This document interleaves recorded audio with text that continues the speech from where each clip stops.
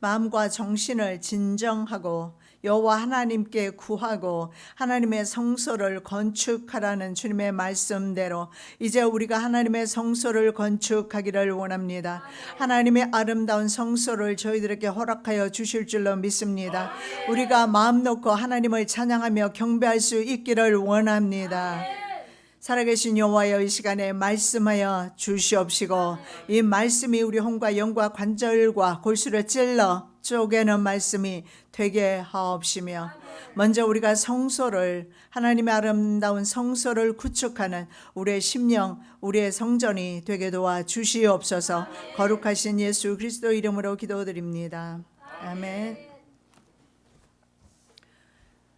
전쟁의 사람과 평안의 사람이 함께 세우는 성전이라는 제목으로 은혜 받기를 원합니다. 자, 이스라엘 백성의 삶의 중심은 12지파가 성전을 둘러싸고 지인을 형성하면서 그들은 성전 중심으로 살았던 것을 볼 수가 있습니다. 지금 세상은 성전에 가면 안 된다고 합니다. 그러나 성경은 성전 중심으로 살아갈 때에 정말 하나님께서 필요한 것으로 공급하시며 복을 허락하신다는 사실을 볼 수가 있습니다. 자, 포로 귀환한 백성들이 돌아와서 자신의 집은 백향목으로 잘 짓습니다. 그런데 하나님의 성전은 짓다가 16년 동안 방치된 상태로 버려진 것을 하나님께서 책망하는 것을 볼 수가 있습니다. 성전을 멀리할 때 그래서 가정 경제가 어려워진다는 사실을 볼 수가 있습니다. 학개 1장 7절 말씀입니다. 많이 뿌려도 수입이 적고 먹어도 배부르지 못하며 나 만군의 여호와가 말하노니 너희는 자기의 소위를 살펴볼지니라. 자, 나 만군의 여호와가 말하노니 너희는 자신의 소위를 한 번쯤 살펴보아라. 이렇게 말씀을 합니다. 자, 그래서 그 전절의 말씀에 보면 많이 뿌려도 수입이 적고 먹어도 배부르지 못하고 마셔도 흡족하지 않고 입어도 따뜻하지 않고 일꾼은 싹쓸 받지만 뚫어진 전대구멍에 넘과 같이 된다. 정말 사업은 열심히 하지만 그러나 항상 막힘이 있습니다. 사람 관계 속에서나 물질 관계 속에서 막히게 됩니다. 받을 돈을 받지 못한다거나 아니면 여러 가지 일들이 생기면서 어려운 일이 많이 생기게 됩니다. 물론 코로나로 인해서 그런 일들이 발생하기도 합니다. 예, 당연히 그렇겠죠. 그러나 코로나 아니더라도 우리가 하나님의 것으로 돌리지 아니할 때, 하나님의 성전을 귀하게 생각하지 아니할 때 가정 경제가 가장 먼저 어려워졌다라는 사실을 학개 선지자를 통해서 볼 수가 있습니다. 자, 오늘 그러나 두 사람이 하나님의 전을 건축하는 그런 내용이 나와 있어요. 지난주에 이어서 드리는 말씀입니다. 전쟁의 사람과 평강의 사람이 성전을 건축합니다. 자, 다윗 왕은 선지자 나단에게 자신은 백향목 궁에 거하는데 하나님의 교회는 휘장 가운데 텐트 가운데 있었다. 이런 것을 볼 때 다윗은 찔림이 있었으나 그러나 포로 귀환자들은 그런 찔림이 없었습니다. 16년간 교회가 방치되었습니다. 그런데 교회에 대한 그런 찔림이라든가 뉘우침이라든가 이래서는 안 된다는 그런 자각 자체를 하지를 못합니다. 그런데 다윗은 다르다는 사실을 볼 수가 있습니다. 나는 이렇게 좋은 궁전에 거하는데 하나님의 성소가 텐트 안에 있는 것, 이게 너무 마음이 아픈 거예요. 그래서 나단 선지자에게 자신이 그 성전을 짓기를 원하지요.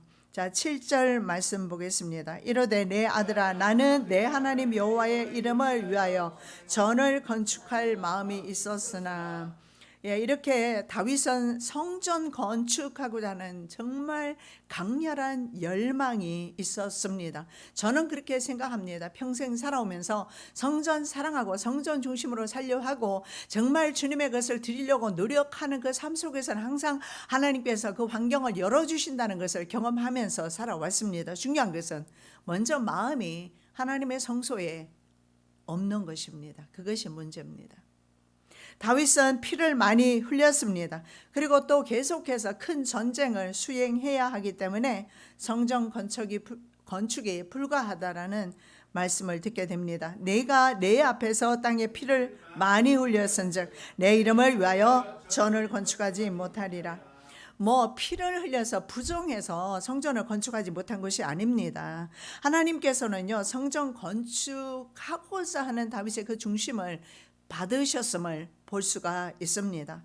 여호와께서 내붙인 다윗에게 이르시되 내가 내 이름을 위하여 전을 건축할 마음이 있으니 이 마음이 내게 있는 것이 좋도다. 문제는 성전 중심, 성전이 마음에 없는 것이, 성전을 귀하게 생각하지 아니하는 것이, 그것이 문제이지. 그런데 오늘 다윗은 성전을 정말 귀하게 생각했습니다. 다윗은요, 자기가 전쟁을 수행해야 하는 것이 하나님의 사명이었습니다. 그런데 다윗은 너무나 하나님의 성전을 짓고 싶은 것입니다. 그래서 하나님께서는 벌써 그 중심을 받으시고 내 마음에 그런 마음이 있는 것이 참 좋다, 주님께서 말씀하고 계십니다. 솔로몬이 히람 왕에게 한 말을 통해서 볼 수 있는 것은 바로 다윗은 원수가 완전히 멸절할 때까지 기다려야 함을 알 수가 있습니다. 당신도 알거니와 내붙인 다윗이 사방의 전쟁으로 인하여 그 하나님 여호와의 이름을 위하여 전을 건축하지 못하고 여호와께서 그 원수들을 그 발바닥 아래 두시기를 기다렸나이다. 원수들이 다윗의 발바닥 아래 될 때까지 기다려야 했던 것입니다. 그래서 다윗의 소명은 이스라엘을 향해서 달려오는 수많은 내외 적들을 섬멸하는 것입니다. 그래서 개역 한글에 보면 군인으로 번역이 되어 있는 것을 볼 수가 있습니다. 킹 제임스 버전에 보면 a man of war 이렇게 나와 있어요. 전쟁의 사람이다 이렇게 나와 있습니다. 오직 하나님이 내게 이르시되 너는 군인이라 피를 흘렸으니 내 이름을 위하여 전을 건축하지 못하리라 하셨느니라. 역대상 28장 3절에서 그렇게 말씀하고 계십니다. 군인이라. 그래서 군인의 사명은 전쟁을 하는 것입니다. 다윗이 골리앗 장수 블레셋 장수 골리앗을 이긴 사실에서 볼 수 있는 것은 상당히 상징성이 있다라는 사실을 볼 수가 있습니다. 왜냐하면 골리앗을 처음부터 어린 소년이 이기면서 그 후로 다윗은 언제나 전쟁에서 이기는 전쟁을 했습니다. 그래서 다윗은 바로 전쟁의 최선봉에 서서 전쟁을 진두지휘했습니다. 어쩌면 이것이 바로 영적 전쟁이었음을 볼 수가 있습니다. 끊임없이 밀려오는 가나안 땅 안의 적들과 외부에 있는 적들을 섬멸하는 것이 다윗의 사명이었습니다. 그래서 성경은 바로 그를 전쟁의 사람이라고 말씀을 하고 있습니다. 자, 안식을 주기 위한 전쟁 때문에 성전을 건축할 수가 없는 것입니다. 그러나 다음에 나타나는 솔로몬은 평안의 사람입니다. 샬롬이라는 단어와 솔로몬이라는 단어가 유사합니다. 그래서 솔로몬은 바로 평안의 사람이고 실제로 솔로몬이 통치할 때는 그 땅이 굉장히 평안했던 것을 볼 수가 있습니다. 자, 그의 평안은 다윗이 준비한 것이었습니다. 다윗이 가져다 준 안식 위에 평안의 사람이 성전을 건축하는 것을 볼 수가 있습니다. 9절입니다. 한 아들이 내게서 나리니 저는 평강의 사람이라 내가 저로 사면 모든 대적에게서 평강하게 하리라. 그 이름을 솔로몬이라 하리니 이는 내가 저의 생전에 평안과 안정을 이스라엘에게 줄 것임이니라. 그 이름을 솔로몬이라 하리라. 대적에게서 평강하게 하리라. 우리 교회도 이런 평강이 임할 줄로 믿습니다. 모세는 이스라엘 백성에게 요단강을 건너 사방의 모든 대적을 이기고 안식을 얻고 평안이 거하게 될 때 하나님께서 택하실 그곳에서 번제를 드리라고 신명기 12장에서 말씀하고 있습니다. 그 말씀에 따라서 바로 안식이 아직은 다윗 시대 오지 않았기 때문에 솔로몬 시대 안식이 왔기 때문에 솔로몬이 그 사명을 감당하게 되는 것입니다.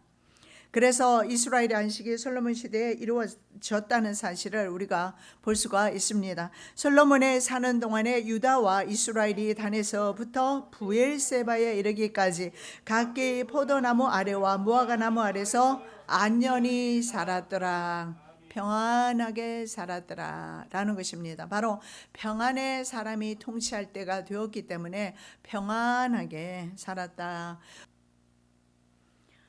여기에서 볼 수 있는 것은 바로 하나님의 성전은 한 사람의 것이 아니라 바로 2대에 걸쳐서 두 왕에 의해서 전 국민이 참여하는 그런 성전 건축이 이루어지는 사실을 볼 수가 있습니다.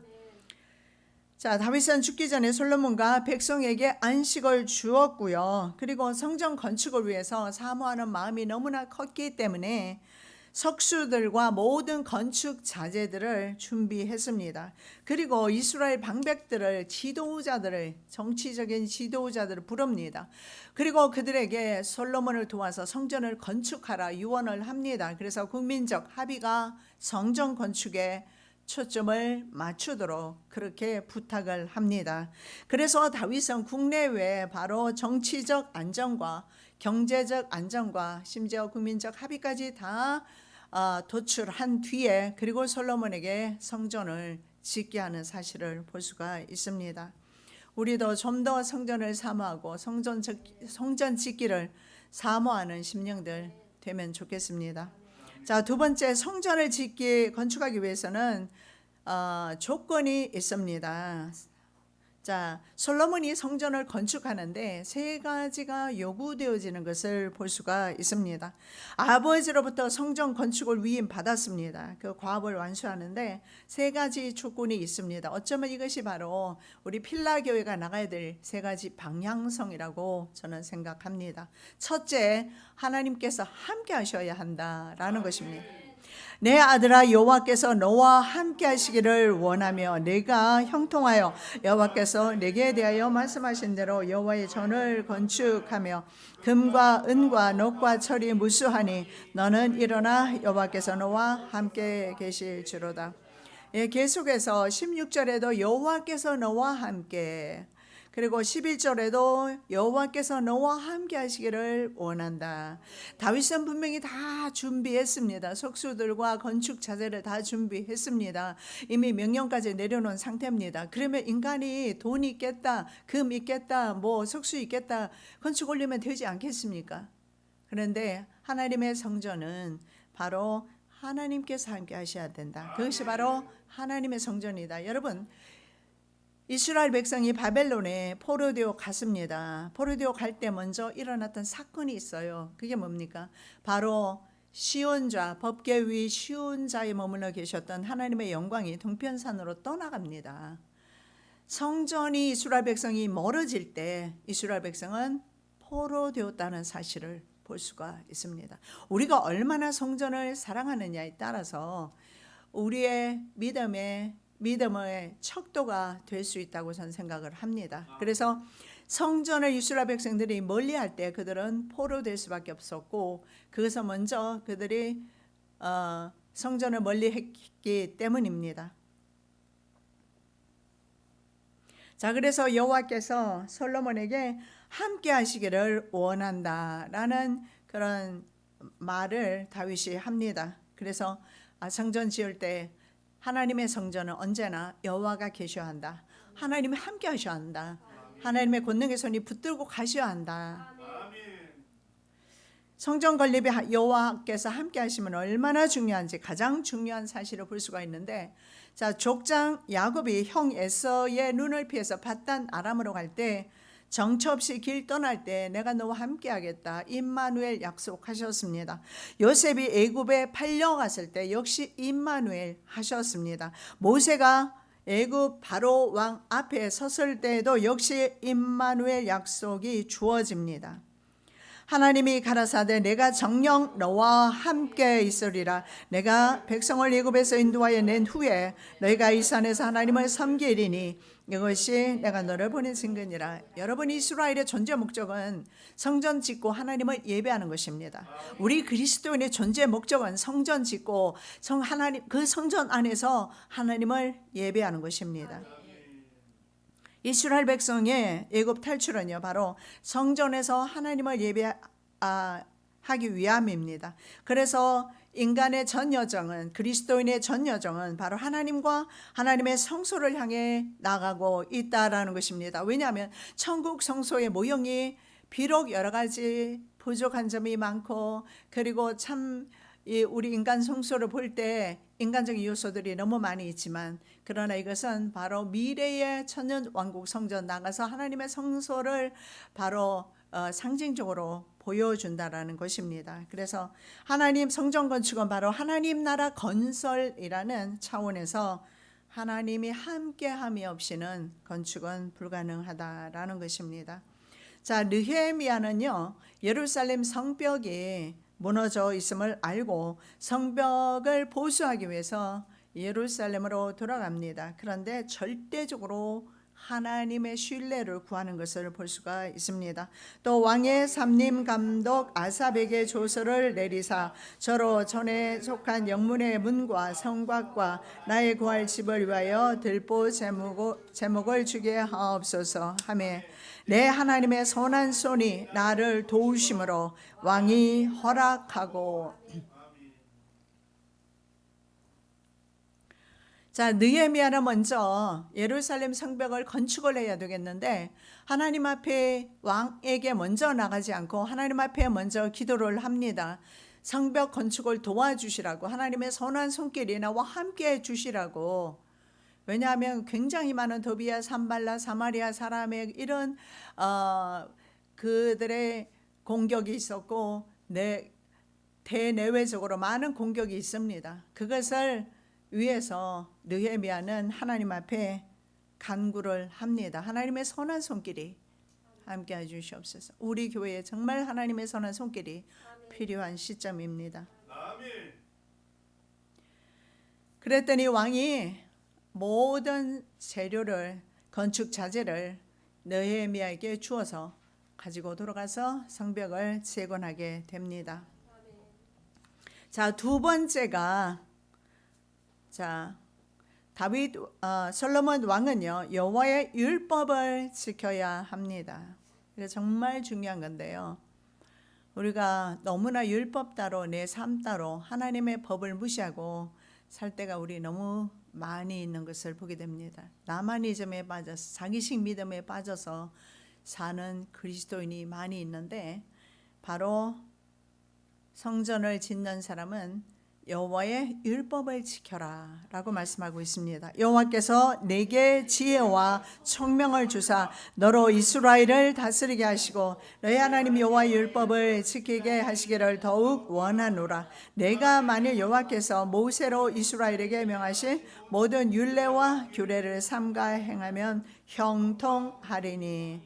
우리가 답은 여기에 있습니다. 삶 속에서 좀 형통함을 원한다면 먼저 하나님의 법을 지켜라.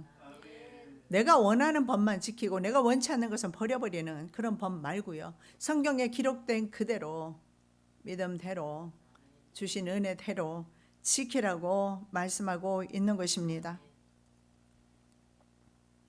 솔로몬은 지도자로서 정말 필요한 것이 있습니다. 바로 지혜와 총명을 습득해야 합니다. 지도자로서.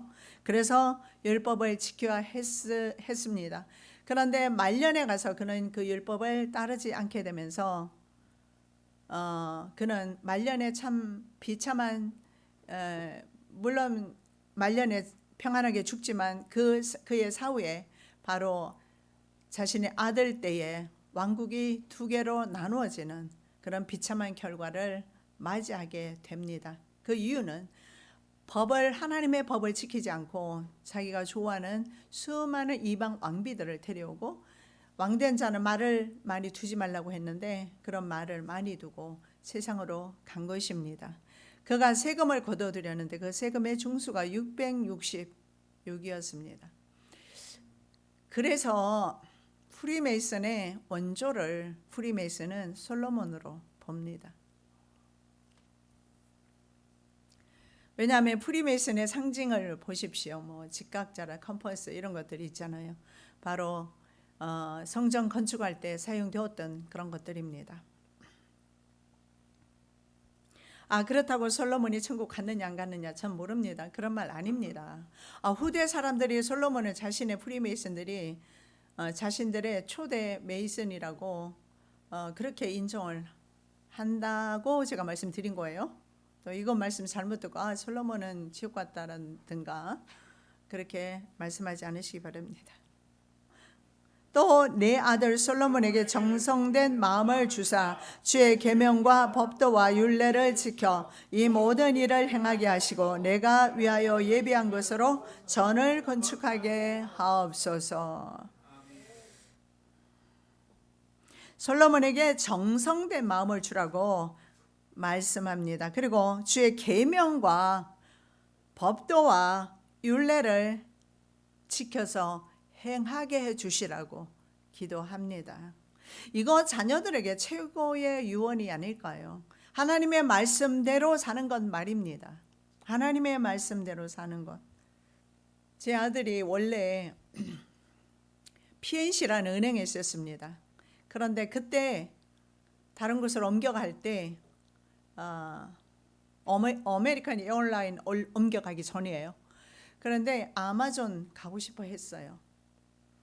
그런데 거기는 갈 수가 없었죠. 그리고 아메리칸 에어라인 갔습니다.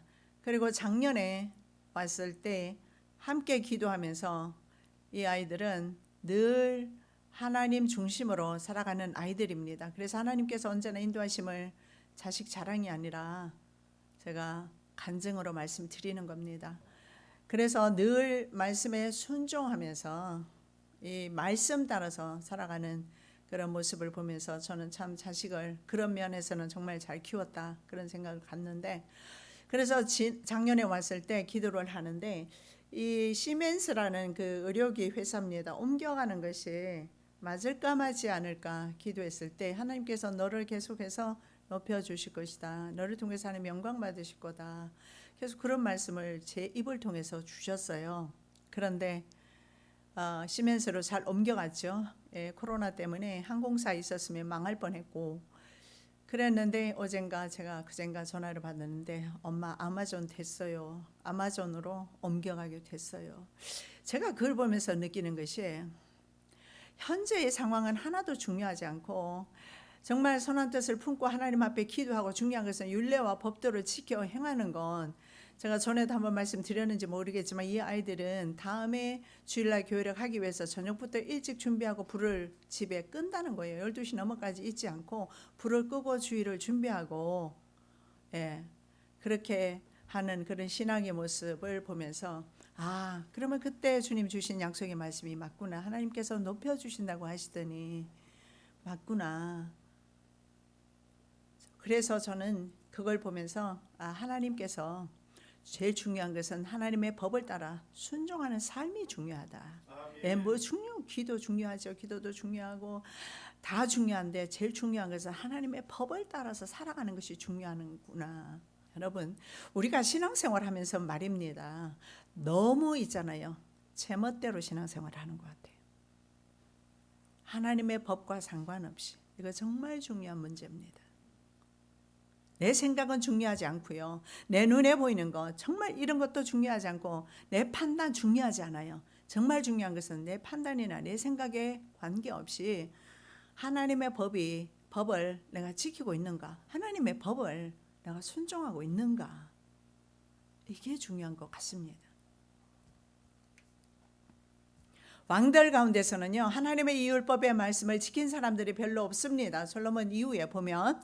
그런데 요시야 왕은요, 하나님의 율법책을 발견하게 되면서 전 국민에게 이 율법책을 읽어 알리게 하면서 가르치라고 말합니다. 저희가 여호와의 율법책을 가지고 그 위에 그 말씀인가요? 너희는 가서 나의 백성과 온 유다를 위하여 이 발견한 책의 말씀에 대하여 여호와께 물으라. 우리 열조가 이 책의 말씀을 듣지 아니하며 이 책에 우리를 위하여 기록된 모든 것을 준행치 아니하였으므로 여호와께서 우리에게 바라신 진노가 크도다. 여러분, 우리 가정에 왜 하나님의 진노가 있을까요? 우리 가정에 왜 불통할까요? 오늘 분명히 말씀하고 있습니다. 이 책의 말씀을 지키지 않았기 때문이라고.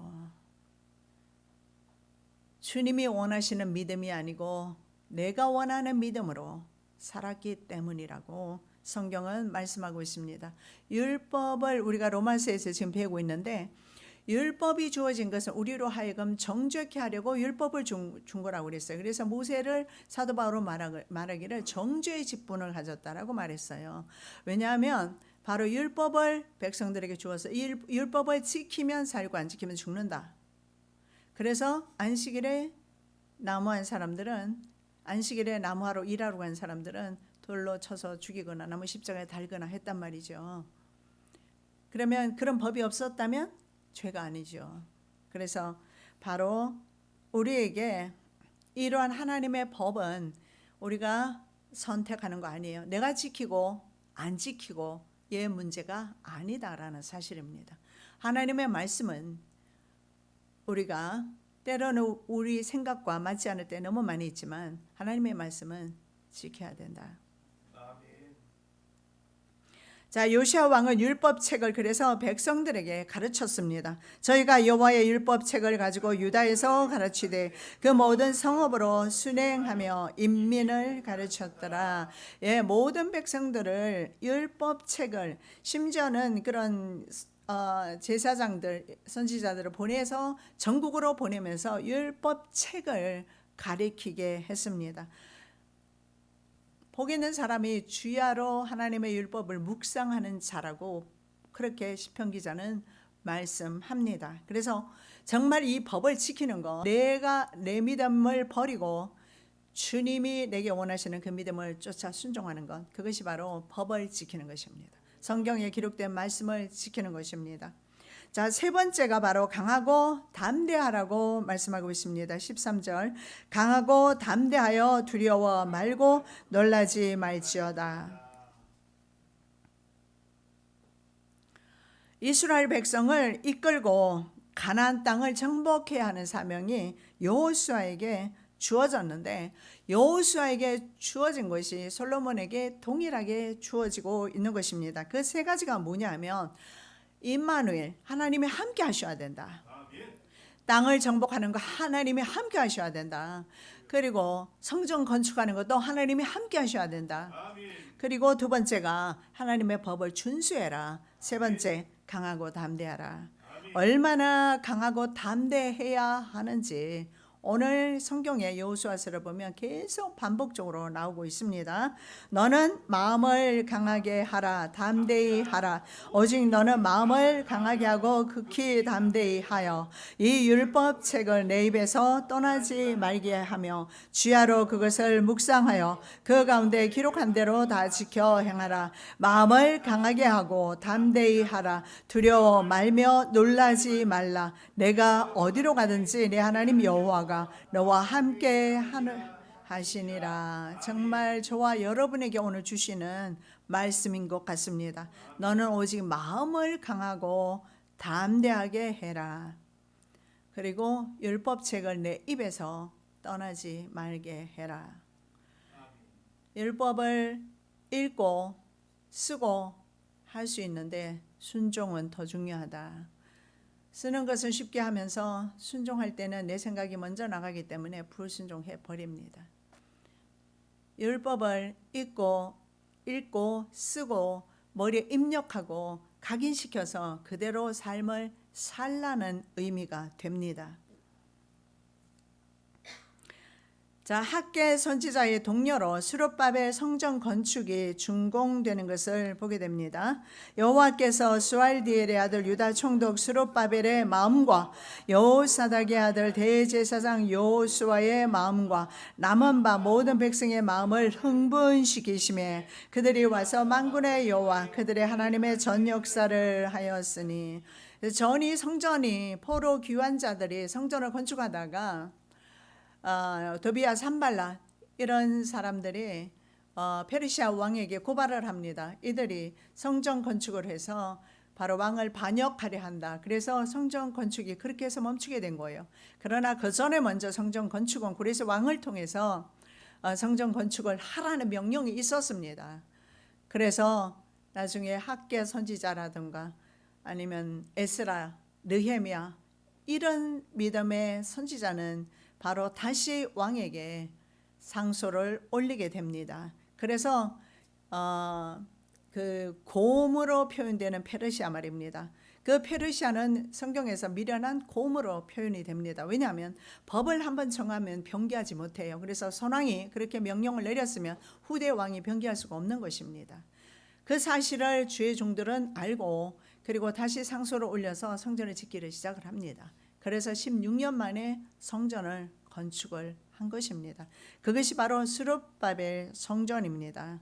바로 학계 선지자가 처음에 우리가 시작할 때 제가 드렸던 말씀대로 너희들이 완벽한 집에 좋은 백향목 집에 거하면서 좋은 집에 거하면서 하나님의 성전을 이렇게 방치했느냐, 너희 소위를 좀 살펴보아라 했던 학계 선지자, 결국은 백성들을 독려해서 성전을 짓게 됩니다. 성전 건축이 완공되지요. 이것이 바로 두 번째 성전인 스룹바벨 성전입니다. 바로 여호와께서 유다 총독 스룹바벨의 마음을 움직이셨어요. 그리고 대제사장 여호수아의 마음과 남은 백성의 마음을 흥분시키셨다. 이런 우리의 마음이 흥분되는 은혜가 오늘 저와 여러분에게 있으면 좋겠습니다. 아멘. 강하고 담대함으로 성전 건축이 이루어졌습니다. 우리는 이기적인 마음을 가지고서는 성전 건축이 어렵습니다. 하나님의 성소를 회복할 수가 없습니다. 우리의 성전 건축은 하나님께서 각자의 마음을 움직이실 때 가능하다는 사실을 믿으시기 바랍니다. 사랑의 예수님 감사합니다. 우리 또한 우리의 성전을 건축하기를 원하며 회복하기를 원합니다. 하나님, 저희들의 마음을 흥분시켜 주시옵시고 감화감동시켜 주시옵소서. 은혜 내려 주시옵소서. 주의 뜻을 이루기에 부족함이 없게 하여 주시옵소서.